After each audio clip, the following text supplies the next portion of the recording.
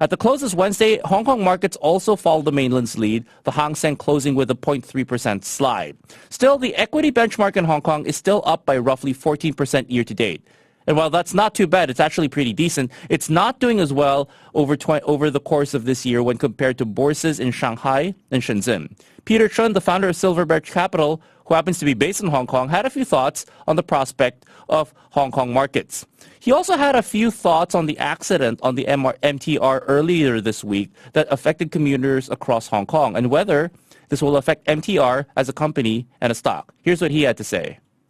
Well, Hong Kong market, for a start, is lack of big IPOs at the moment, so you can see that it's still on the quiet side. But Hong Kong investors are a little bit more conservative than most of the Chinese investors because Hong Kong had gone through many big stock crashes already. So we learned from the past that we should look into the situation a little bit more deeply. Of course, there is a good ride in the beginning of the Chinese New Year, and then now it's slowed down. So it's one of those roller coaster ride where people decided to just wait a little bit and then start again.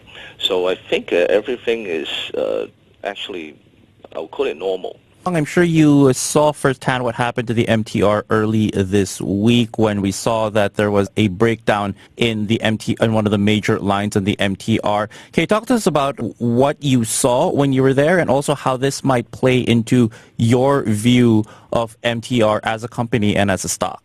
Well, I mean, the situation when it happened, you had crippled probably 1/3 of the population in Hong Kong. There is significant economical cost for the incident, of course.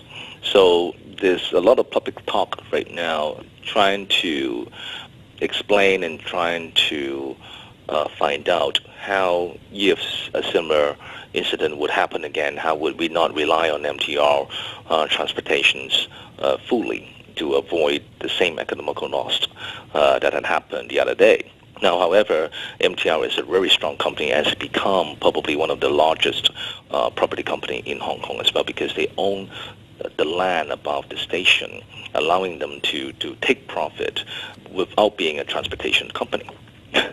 So they work like a property company, but they're labeled as a transportation company. So this is one of the reasons why we'll still keep MTR in our portfolio, and it will not affect our outlook on the MTR stock.